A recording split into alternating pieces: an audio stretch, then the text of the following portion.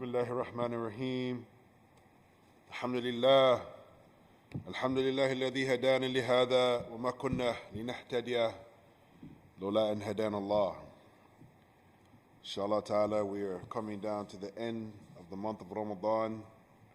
We got an extension from what I'm hearing. We'll be fasting tomorrow bi'idhnillahi ta'ala, which some Muslims are upset about, but I'm elated that we get one more day to do some more good deeds.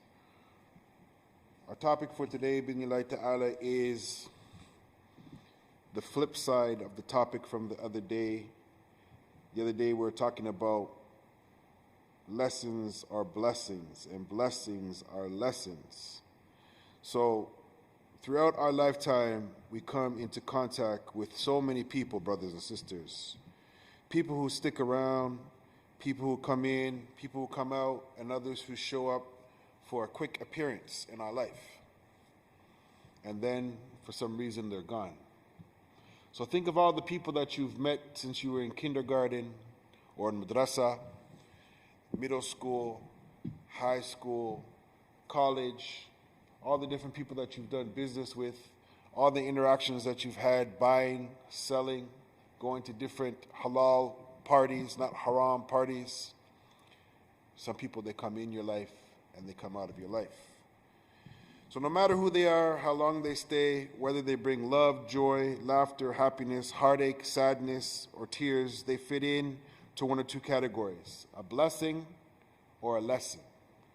Either they're a blessing in your life or you learned a lesson from them.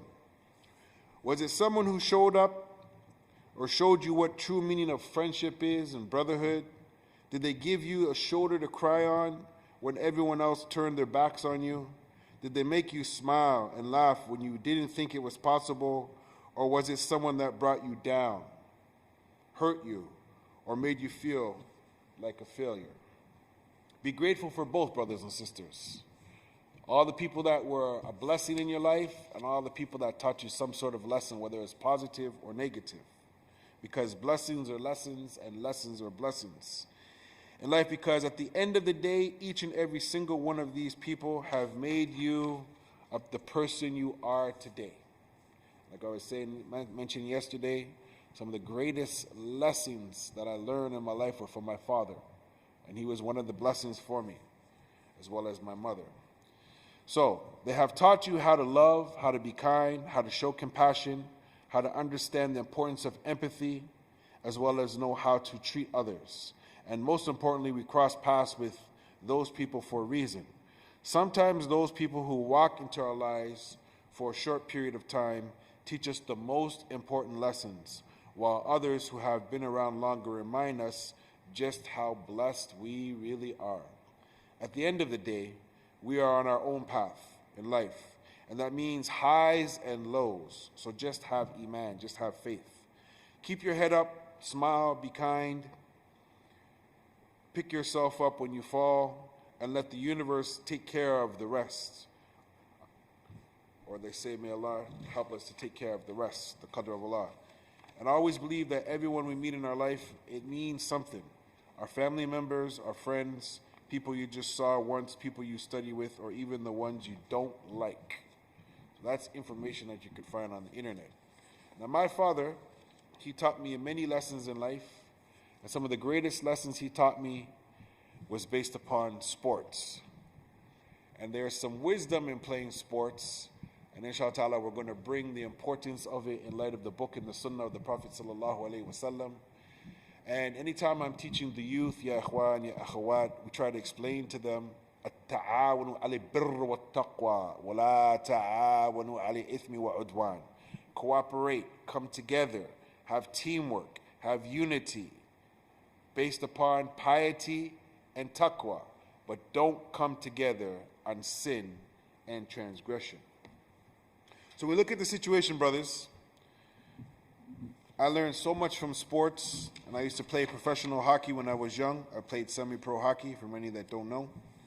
And it got to a point in my life where I had to stop playing because of the racism that was in the game and dealing with the system of racism in the game. Now, many people, they may not know that long before Lord Stanley, who the Stanley Cup is named after, there were hockey leagues up in what is known as the Maritimes, up in Nova Scotia, where they had leagues of people that have the same pigmentation as my skin playing hockey and revolutionizing the game. This is facts. You can check it out on YouTube, called the Colored Hockey Leagues, as well as the works of the Frosty Brothers, talking about talking about how black people or so-called colored people were playing hockey almost 200 years ago on ice, but that has been erased from society. So let's go on, inshallah ta'ala. We want to talk about learning to appreciate the lessons and the blessings in your life. And we meet everyone for a reason. Either they're a lesson or they're a blessing. Now, my father, he's not here anymore, so a lot of those blessings, they're gone. But I've learned so much from him over the years, and everything that happens, it happens for a reason. Some lessons are huge imprints on our life. And after all, Allah doesn't give you anything you can't handle. La yukallifu Allahu nafsan illa was'aha. Allah will not place a burden on a people that they cannot bear. So, as for myself, these are some of the lessons that I learned from my father. And my father, he liked baseball very much. His father was a baseball player, and his uncle actually got a chance to go out and try out for the New York Yankees. But he didn't get a chance to go, even though he was asked to come and play. So my family, as many people that didn't know about the barnstorming games in Canada, as well as the United States of America, people used to travel to play different baseball games because many of the white people, they wouldn't let you play. So my father, he taught me some really important points. He taught me something about the curveball. Now the curveball will come in and it'll just move a little bit differently as you're trying to line it up for a hit. It'll just come and it'll move a certain way. In life has all types of curveballs. Also, he taught me about the heater. The heater is the fastball. Something will go by so fast. Sometimes life's like that. It's like a fastball. It goes really fast. You can't even, see the ball. You just hear it hitting in the back of the glove. And I remember I took somebody to a batting cage, and I put them at the lowest part of the batting cage where it's about 35 miles per hour, and they had a hard time hitting it. And then we went to the next one, 45, 55, 65, 85 miles an hour. So when I went to this batting cage with this special person, I showed them that you're critiquing me, but we're all on different levels. So I got on the 85 mile an hour fastball. As I'm sitting there, the first pitch, I watched it. Second pitch, I watched it. Next one, I went up, I struck out. Next one, cling, cling, cling, cling, cling, cling, cling, cling, cling, cling. And I said, but not only that, watch this. I switched my stance, let the first one go by, 85 miles an hour. Second one by, cling, cling, cling, cling, cling, cling, cling, cling, switch hitter. So I told that person that I could have been a baseball player too, but I found baseball very boring and I preferred faster sports. So also, you have the pitch that can hit the hitter. Person, they walk the batter. They don't want to either they hit the person or they don't pitch the person the pitch that they want, and then the batter automatically he goes to another bag. They've just given him a bag. It means that a possible run. Also the home run, something that you just knock it out the park. You knock it out the park. This is something that my father told me. He said, you got to be a home run hitter. And now we know it. There's something called the home run steroid hitters, those that are jacked up with drugs and they knock the ball out of the park. As we know now that some of these baseball players are getting paid $341 million to be a shortstop. This would be a great time to be a baseball player. Also, what is known as the off-speed pitch. It comes in and it just goes really slow at the last second. Also, the sacrificial bunt. Something that you just bunt it and then you get out while your guy moves on. Also, base stealing bases. That when the people aren't looking, you get to the next section in life. All of these things, I found some similitudes in my life, as well as the knuckleball. And also, sometimes you're getting killed out there, you have to change the pitcher. So my father, he used to tell me, son, there's so many lessons in sports if you pay attention. And inshallah ta'ala, we're going to bring that in light of the book and the sunnah. Also, my uncle, he loves football, American football we're talking about. You have something called the Hail Mary. And the Hail Mary is that it's one of the last second plays that you could do. There's no time left. And the quarterback, he gets the ball and he just throws it as far as he can, and he hopes that someone from his team will just catch the ball. This is the state of our ummah right now. We're waiting for someone to catch a ball, which is almost impossible. Also, ya ikhwan, the touchdown. This is the highest level of the game, is that the more points that you score, most likely you win. And we know there's the quarterback. He's supposed to be the smartest person on the team, who knows all the plays, or at least on his arm he has the plays. And then if he can't do it, if he's not having a good game, usually the quarterback, he goes to somebody stronger than him and he gives the ball to the running back. Now the running back is built stronger, he's faster, he can take more endurance. And this is what sometimes some of us need, is there's quarterbacks and then there's running backs. Also, there is what is known as the audible. And I've been trying to teach my son about the audible. The audible is when you're playing football and you have the play, you've already told the team you're going to do a play, but you see something different in the defense.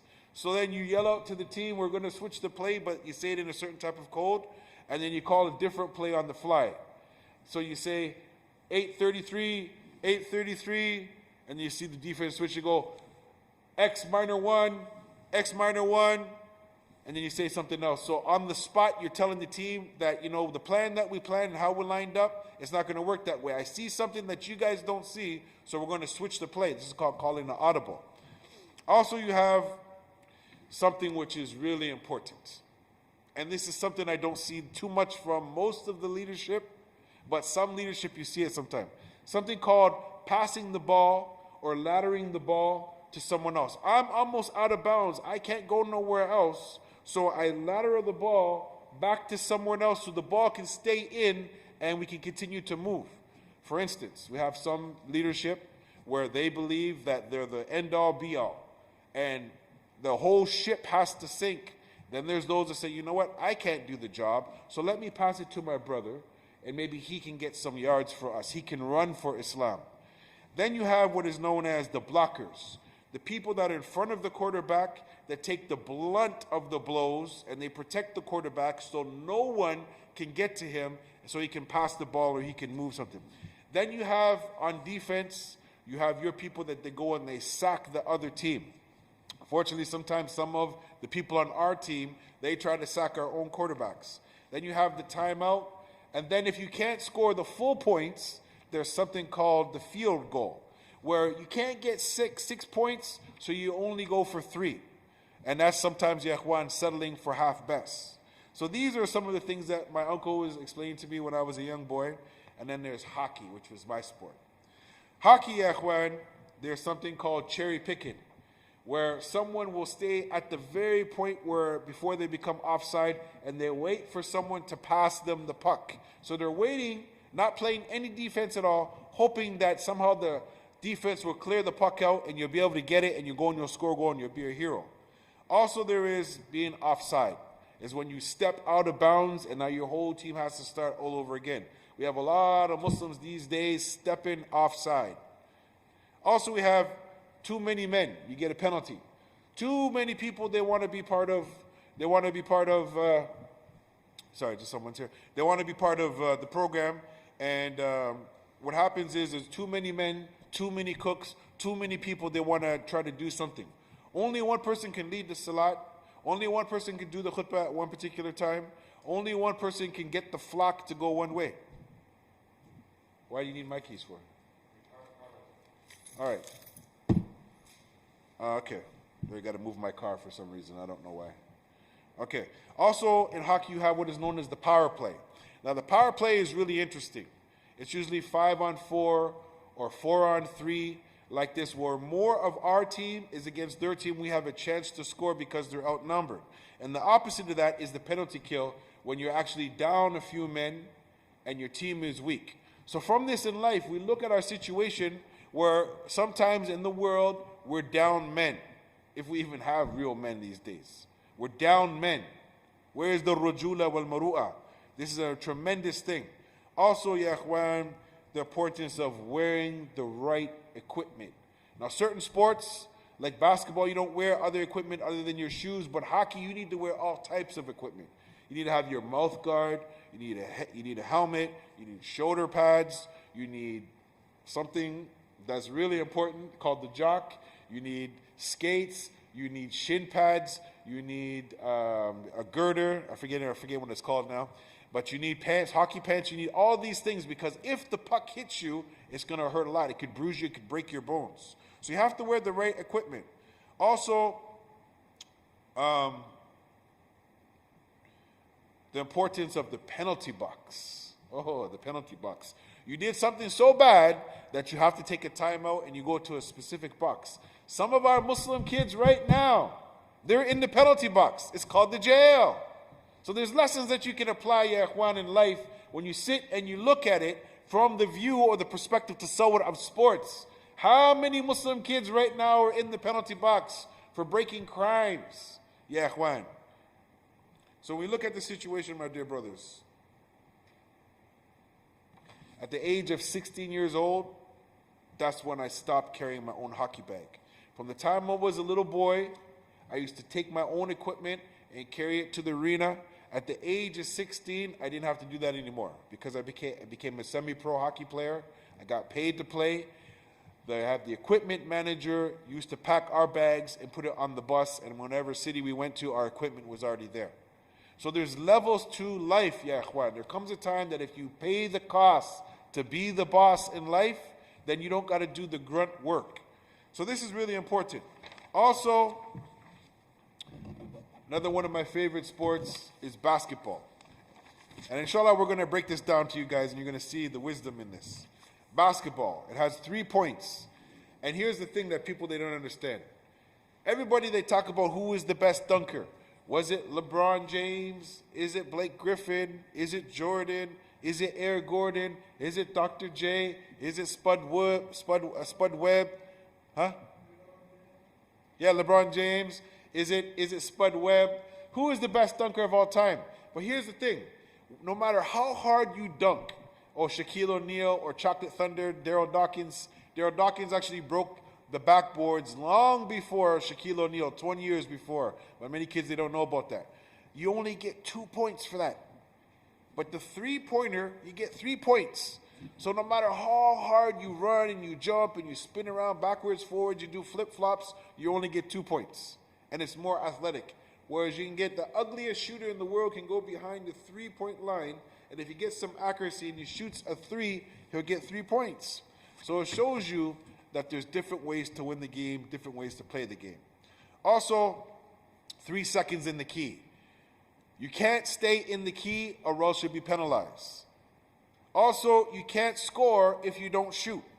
Wayne Gretzky said that you're going to miss 100% of the shots that you don't take. Also, it's always best, or almost time, it's best to pass to the open man. This is something that we as a community, we need to learn. That maybe there's a brother or a sister that has better skills than us, or they could do a job better than us, or they have more life experience than us. Sometimes it might be better to defer to them. Also, the tallest person or the person with the most physical attributes, they're not always the best player.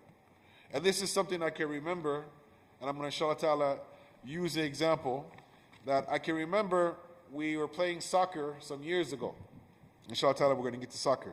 And there was a brother that they wanted to guard me, and he had a big, huge beard like this. Massive beard. Mashallah. And they figured because he's about my height, he's about my size, his beard is really big, that he should be able to guard me. I scored 4 goals on him that day. So always the biggest beard, the biggest, tallest person, that's not the best person. And I can remember when I was in Egypt in the year 2000, they were looking around like this, because the imam, he wasn't there that day for Salatul Maghrib. And they found a brother with a big, huge, massive beard like this, standing in the line. Big, huge, massive beard. Huge beard. You know, Allah just blessed him with a lot of girth of hair. So they looked around, and they pushed him forward, and wallahi, he was the worst reciter I've ever heard in my life. And after the people were looking around like this, and they're like, subhanallah. But he looked like he could recite the Quran good because he had a big beard. Then Salatul Isha came, again the Imam, he didn't show up. So they're looking around and everybody's confused. Now this is in Egypt. They usually have a lot of good people that can recite the Quran, but most of the people at this masjid, they're just laymen. There was one Indonesian brother who had a little small beard about this big. That's all that Allah gave him. About this much of hair on his beard. And I looked around and I pushed him forward because I knew he was Hafiz of Quran. He's a really short statured brother, about 5'3", and everybody was 5'9" and up, my height and up. And they looked at me like, who is this guy? He looks like a kid. I said, don't worry. Put that brother forward. I said, la takhaf. Push him forward. And the brother, mashallah, tabarakallah, he recited like Sheikh Tawfiq al-Sa'iq. MashaAllah. So, brothers and sisters, why are we saying this? At-ta'awunu ala-birra wa-taqwa wa la ta'awunu ala-ithma wa-udwan. Cooperate, have teamwork together on righteousness and piety, not on sin and transgression. We may look at an individual and say, well, he doesn't look like he's got the skill set to do this job. It has happened to me many times. You know, I've been, mashallah, tabarakallah, many places. You know, I may dress a little bit different when I come through the door. I give salams to people like I've said before. I'm giving the salams and the Muslims aren't returning the salams. I've been to some masjids before. I prayed my rakatain and I see the different people, the mu'adhin, whoever is there, give them the salam, no salams. And all of a sudden, the imam or the leadership comes, they bring me into the room. Next minute, mashallah, tabarakallah, Allah bless me to be on the member. I give the khutbah that day about youth issues. All of a sudden, those same brothers that didn't want to give me the salam before, all of a sudden, they're inviting me for tea. They want to be my friend. They want me to come over to their house. Ya ikhwan, our religion is based upon faith. That if you see someone, they look like they're Muslim, they talk like they're Muslim, they treat you like a Muslim, treat them like a Muslim. Stop this doubt. So when we look at it, also, in basketball, we have the double dribble, where you start to cheat and you dribble the ball twice. You're going to get penalized for that. Also, sometimes you hit the person, you foul them. Where Muslims, they actually foul and they do bad things to each other. So then you get 2 free shots, or maybe 1 free shot. You get a free chance to score a point.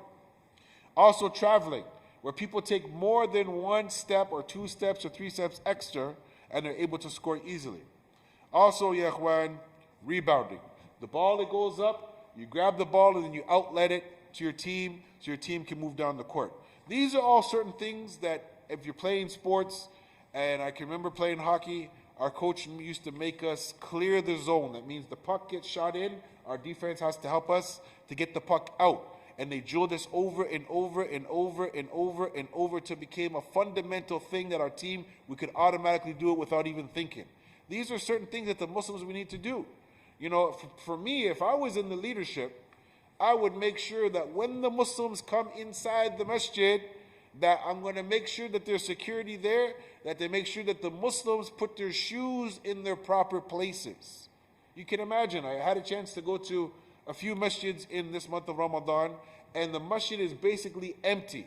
And still the Muslims can't put their shoes on the shelf, because it hasn't been drilled into us enough that we know that our shoes are supposed to be put in a proper place.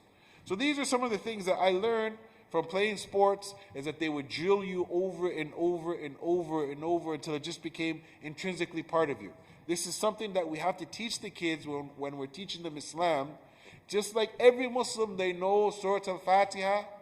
The companions of the Prophet ﷺ said that we knew Salatul Istikhara the same way we knew Surah Al-Fatiha. They used to use it so much for every single thing that they memorized it and they understood. Also, ya ikhwan, winning isn't everything. It's the only thing. This is what I was taught when I was young. But you might get injured on a play and lose your pay. So some people, they play such a level of sports that they can get injured for life.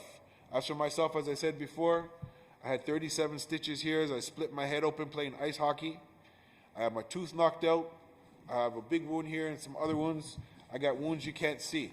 So I played a lot of sports, and I didn't make it to the big time. So all that amount of money that my father and my mother invested in me, I never forgot it.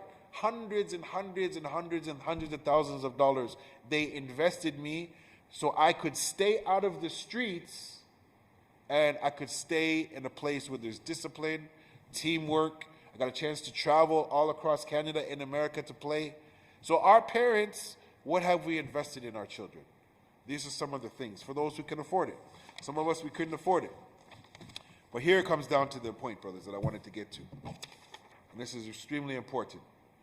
The best player, he isn't always wearing the best gear or style. I can remember one time I was playing basketball, and at that time my hair was kind of long and curly, and I had on some ugly pair of shoes, and at that time I wasn't really looking good, and there were some other guys that had bald heads, and they were tall, and they were much darker than me, the color of this. So I got picked last, because they figured, you know what, I don't look the part. I don't got the right shoes, I don't got the right clothes, I don't got the right shorts, and I'm not tall enough, and maybe my skin is not dark enough, so I got picked last. Anyways, we won, because I knew how to play, and those other guys, they played volleyball. They didn't know how to play basketball. So not everybody who looks a certain way, or they're dressed a certain way, that they should be the person to do the job.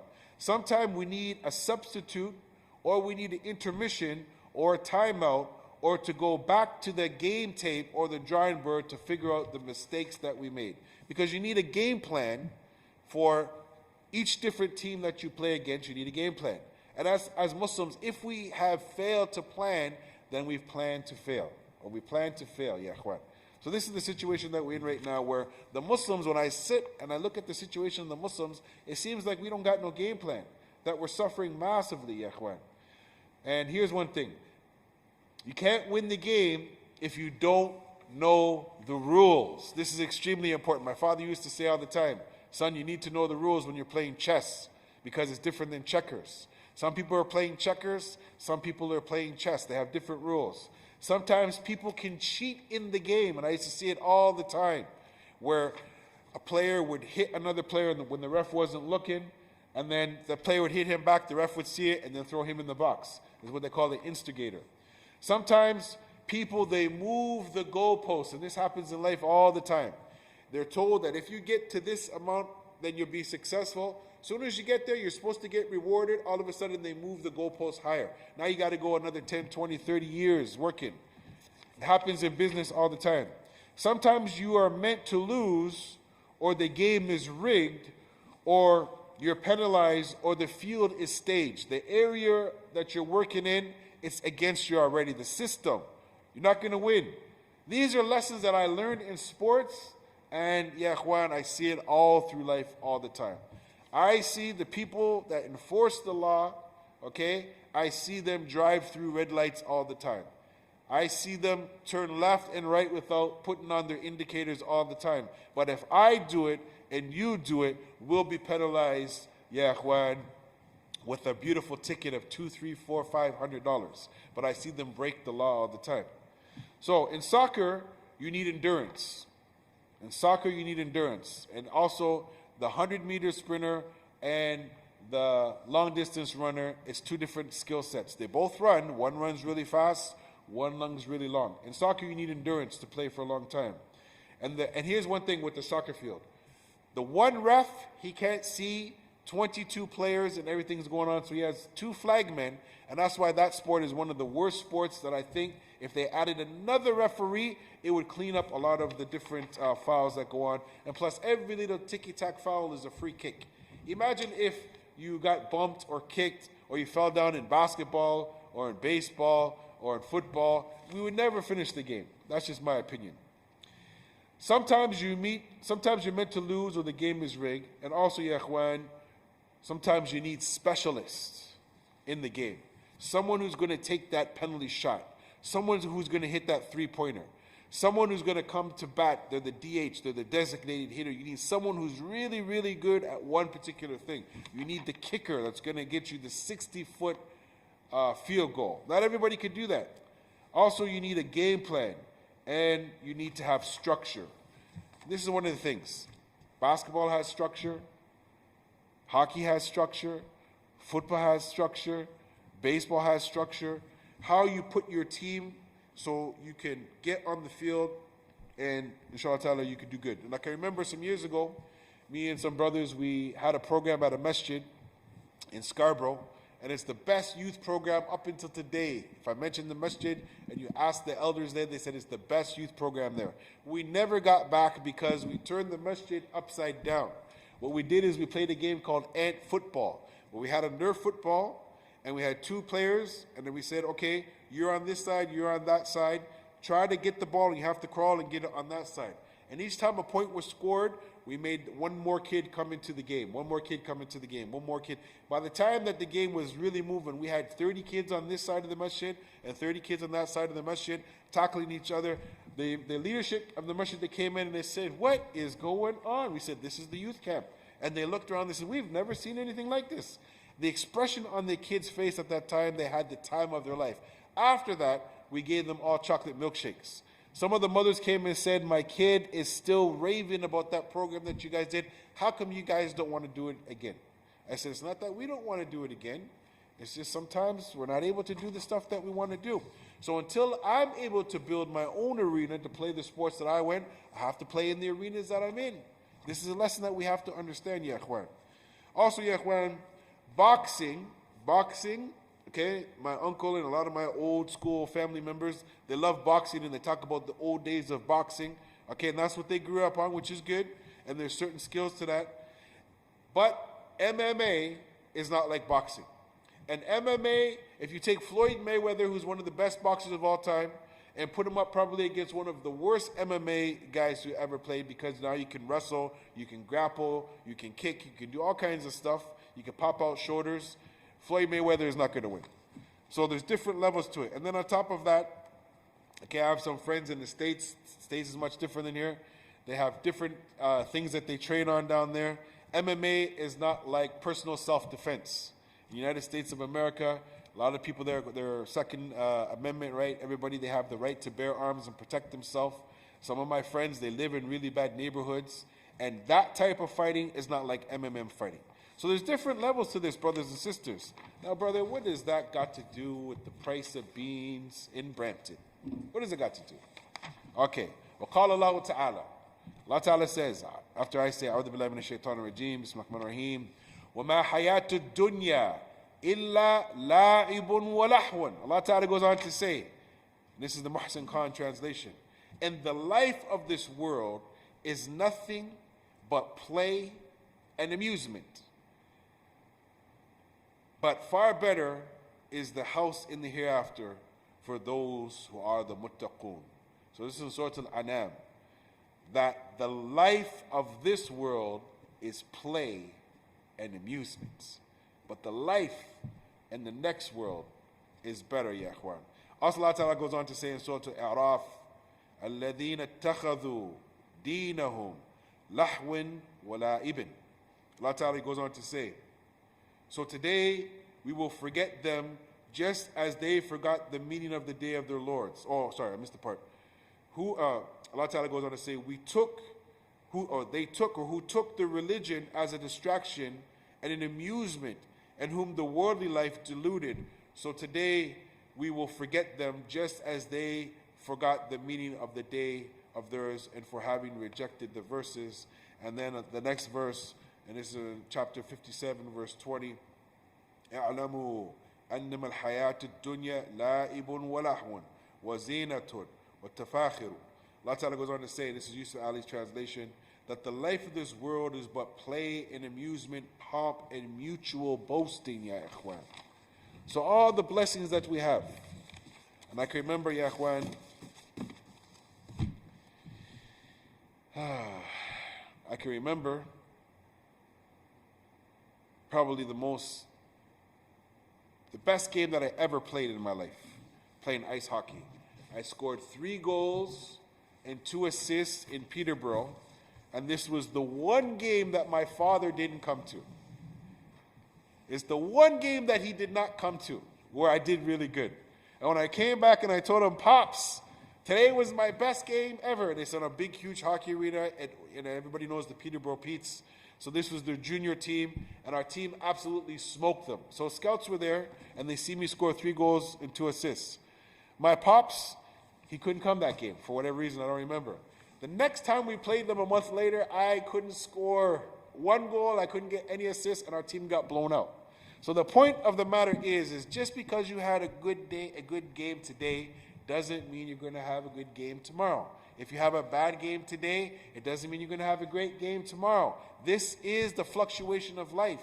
But here's the thing, brothers and sisters. As long as you're still living, as long as you still have a chance, you could do something positive and productive with your life.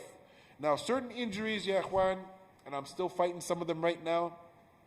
My intention, with Allah's permission, and I've not been on my hockey skates for almost 32 years because of the hatred of the game that I have in my heart due to racism, but I have rollerblades. And I'm trying to go get some rollerblades to get my blades fixed so I can skate and I can get back in shape. As I naturally have those muscles, it's just they become very dormant in me. Some people, they said that I was born on skates. And right now, if you were to see me, I'd probably fall down and bust my head open. So I have to go back to the mechanics of what I forgot. And in our religion teaches what is known as muraja. You have to do review. So if I have that muscle memory of something that I did really well at one time, and I practice it for a while, not to say that I can get to the level that I used to be at, but I can get to some level that you can see some mastery in some of the skills that I have. There's some brothers, they memorize the whole Quran, and sometimes as they're getting older, they forget. Even the youth, sometimes they forget.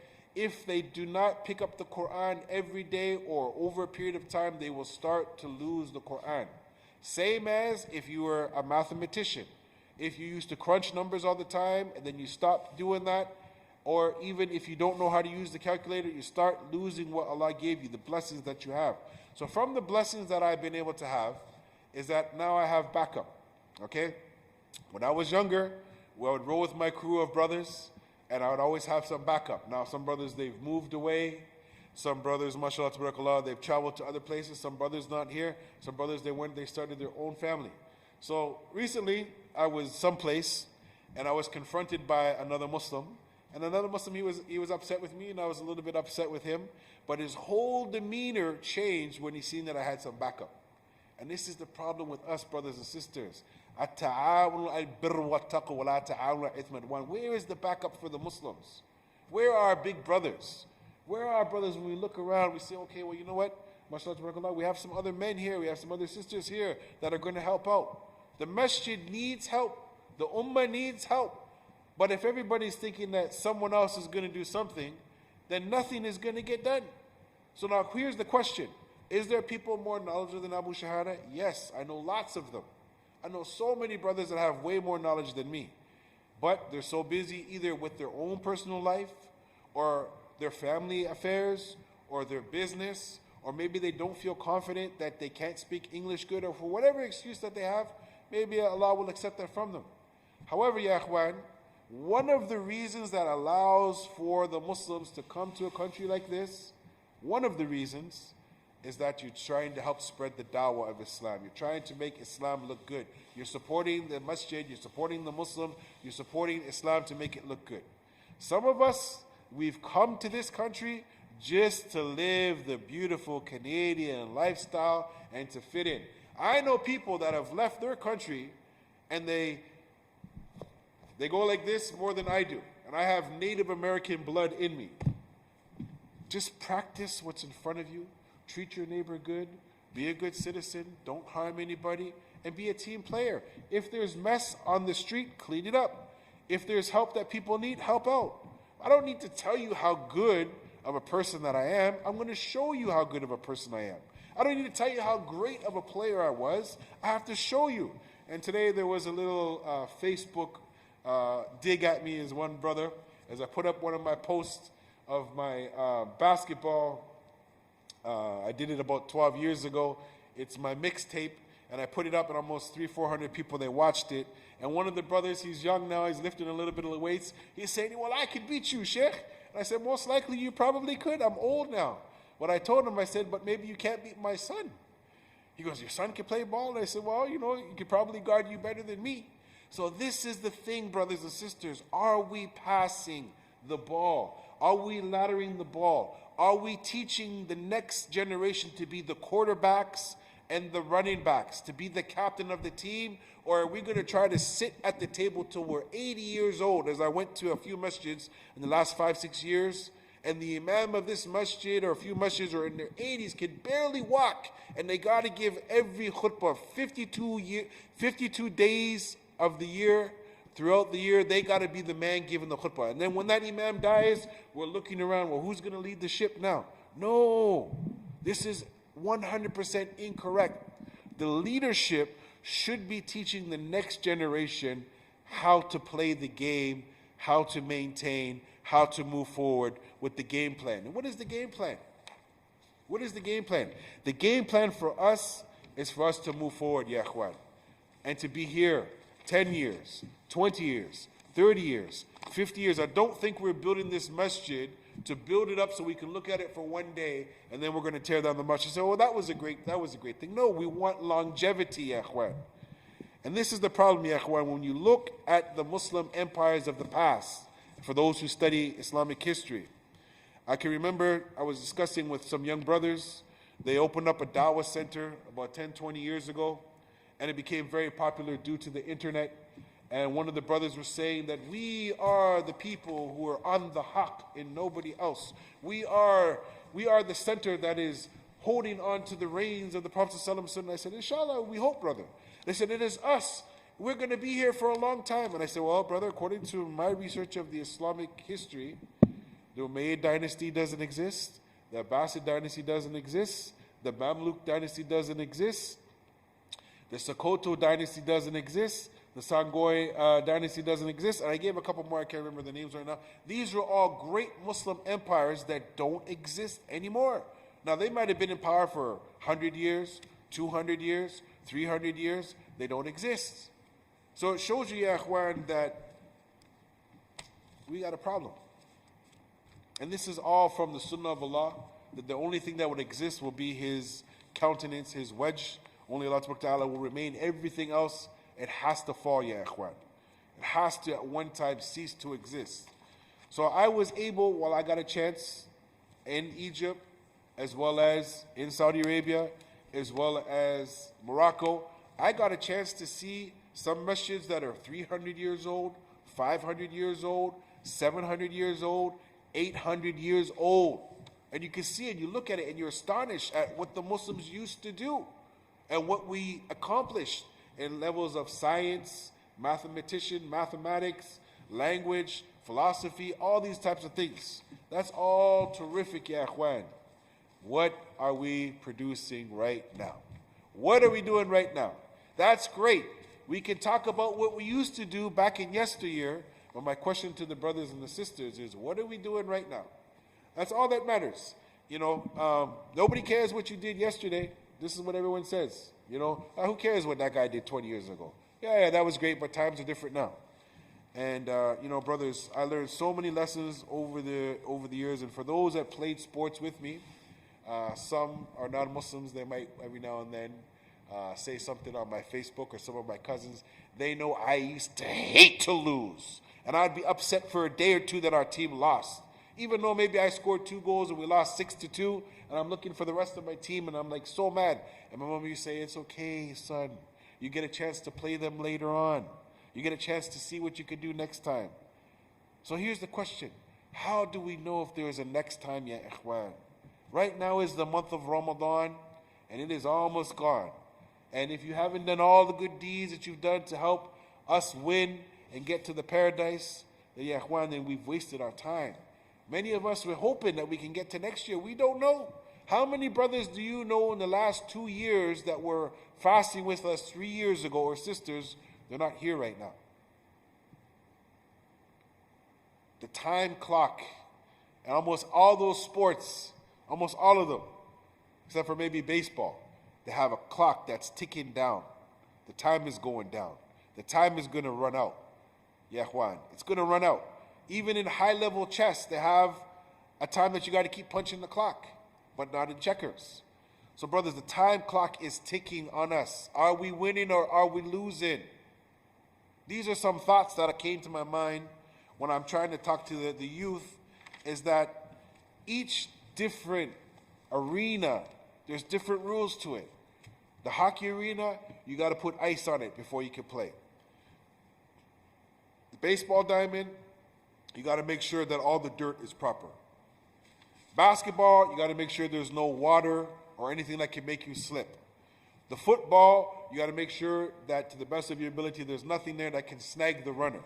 So each different arena that you play in life, the rules are different. Okay? What got you here in life may not get you there in life. What got you here in life may not get you over here in life. And this is a problem that for me personally, I have a whole bunch of certifications. I have awards. I threw away most of my trophies, most of my medals, because the Muslims told me it's haram for me to keep them, but I had a lot.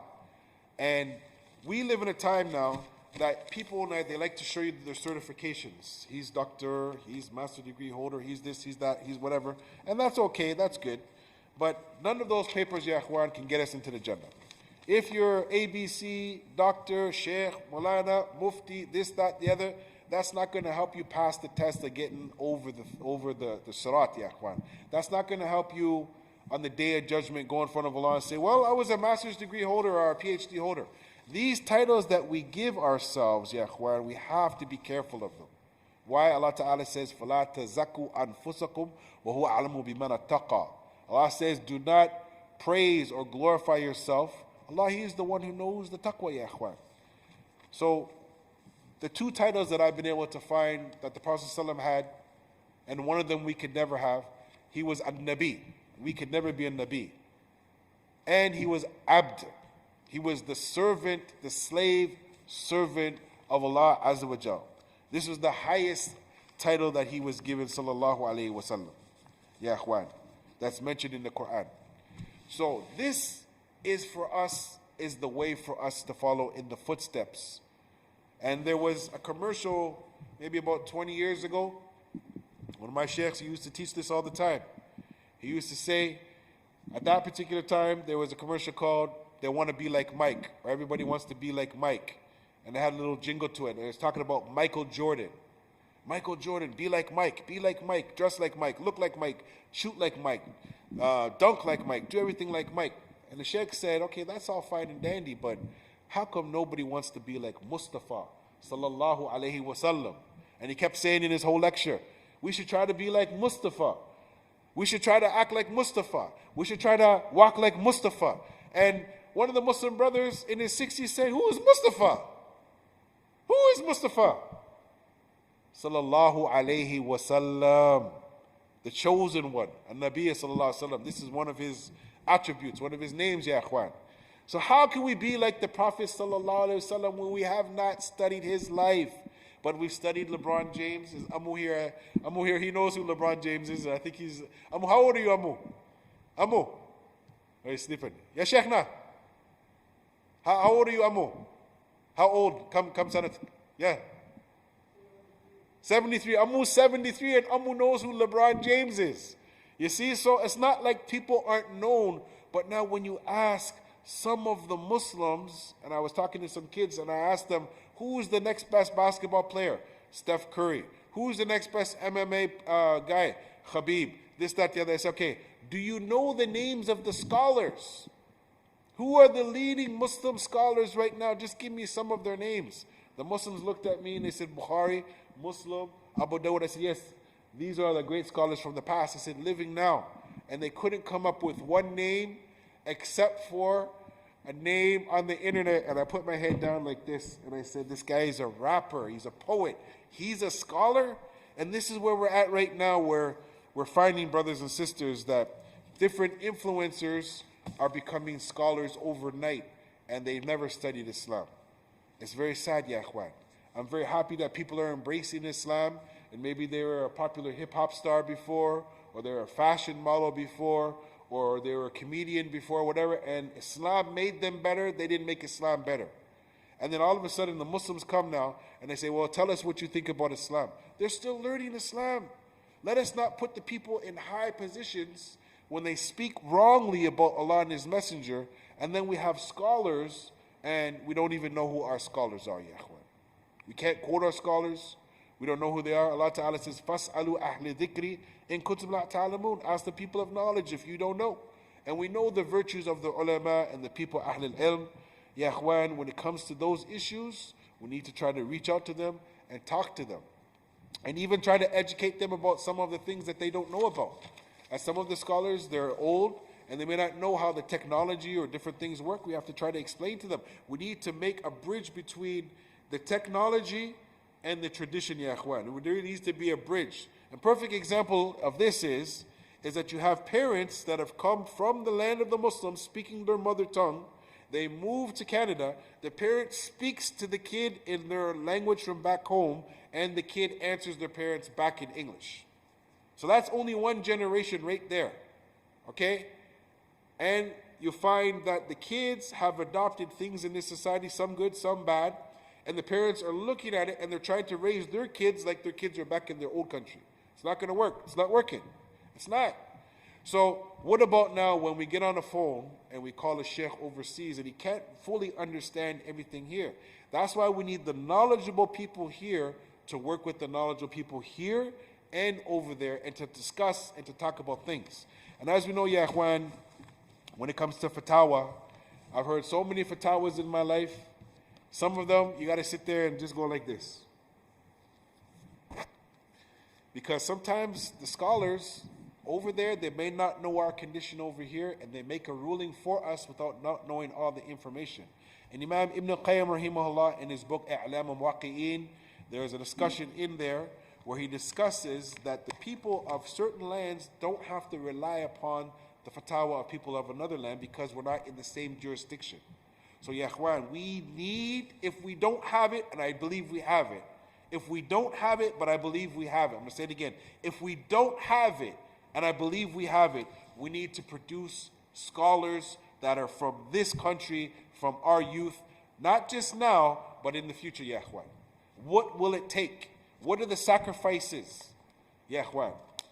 Just like some people are prepping their son or daughter to become a doctor because they were a doctor, or an engineer because they were an engineer, or an auditor because they were an auditor, or a lawyer because they were a lawyer, how certain things are passed down, generational knowledge, generational information, generational wealth.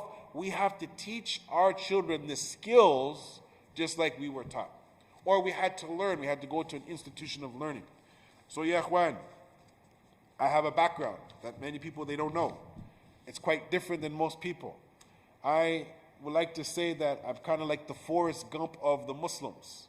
What I mean by that, okay, wala faqra, wala zaki Allahi ahadan, okay, I have my own clothing line, right? So when I go and I talk to the children and I see them wearing Nike and Adidas and all these other things that they think will boost their morale, I tell the kids, why don't you make your own? They're like, you could do that, you can make your own stuff, you could have your own clothing line, why not? You see McDonald's, I grew up on McDonald's when I was young. Now, how many Muslim businesses now that you can go and get a halal burger from? Someone had to decide that we got to make some changes. We don't got to go to Burger King. We don't got to go to McDonald's. We could make, such and such halal burger, smash burger, halal burger, whatever. So, ya Ikhwan, the box that we have put ourselves in, if we closed it, sometimes you need to put that box to the side, get your own box, and then think outside of the box. Over the years, people have tried to put me in handcuffs in terms of my development. And ya Ikhwan, the stubbornness, how I was brought up, I threw off those handcuffs and I said, I'm going to try my best. And if I got to make some corrections or if someone corrects me along the way, then that's good. But what happens now, ya Ikhwan, is we're putting everybody in the penalty box. If they don't look like us, they don't sound like us, they don't talk like us, they don't walk like us. I've been called a non-Muslim. Everybody knows what that word is in Arabic for wearing a hat like this. I said to the person, why? They said, because you look like so-and-so. And I said, brother, did you even look at my hat? What does it say? Did you even look at it? Oh, brother, you look like this. I said, okay, brother, I'm asking you to look at what my hat says. My hat says Dawah Dynamics. So I took my culture and I spun it my own way so I can go out and I can talk to the youth. And like we said before, should I wear a Saudi gutra to go talk to the youth in the streets? or in the ghettos or in the hoods, as they say, it's not going to work, brothers. So here's one thing, brothers. You cannot come to a hockey game and get ready to play hockey wearing basketball clothing. You cannot go to a football game and wear soccer clothing. You have to put on the right equipment to play the right game, ya ikhwan. And this is something that people, they just don't understand. And I'm going to tie that to Islam. I was reading a book and one of the sheikhs was saying that each Islamic science that we have, they have specific people that have become giants in that science. And just because someone is a superstar in that science doesn't necessarily mean that they are a superstar in every science. An example, LeBron James, he looks like he maybe could be a great football player. Maybe he doesn't have any football skills. LeBron James looks like he might be a great hockey player, but he's never skated. LeBron James, he looks like he could be a great baseball player. So, ya ikhwan, every person can't do every job. You have to have a certain skill set. Tiger Woods, as they say, he only played golf day in and day out, and that's why he became a master, ya ikhwan. So in different levels of Islam, we have people that are great scholars in tafsir, some are great scholars in fiqh, some are great scholars in usul fiqh, some are great scholars in tajweed, some are great scholars in the Arabic language or tariq, whatever. Some scholars were good at many different things. They're what they call a polymath. So anyways, dear brothers and sisters, we have an opportunity to become better than we were last year. Try to advance your skills and do better. And know, ya ikhwan, that there's lessons all around you if you pay attention. And I've been given the time's up to shut up, because it's time to worship Allah Azza wa Jal. And we ask all the brothers and sisters to realize that we can learn at-ta'awun al-birr wa taqwa wa la ta'awun al-ithmi wa udwan. Assalamu alaikum wa rahmatullah. Make dua for me and I'll make dua for you.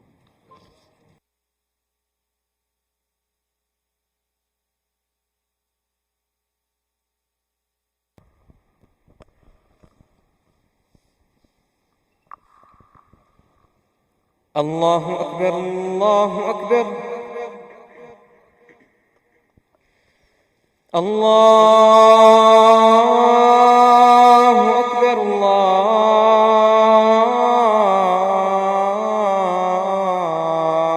الله أكبر أشهد أن لا إله إلا الله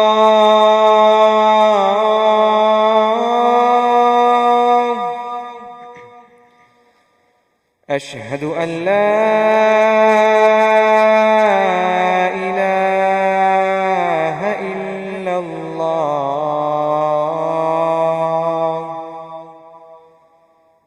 أشهد أن محمدًا رسول الله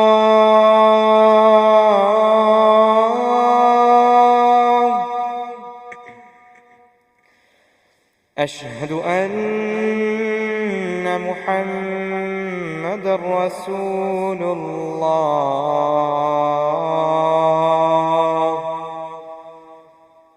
حي على الصلاة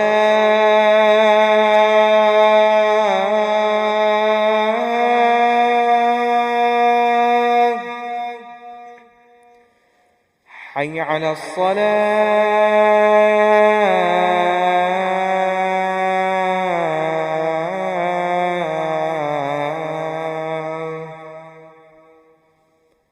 حي على الفلاح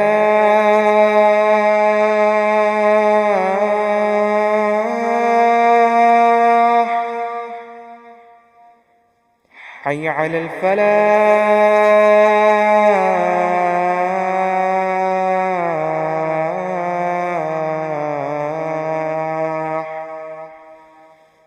الله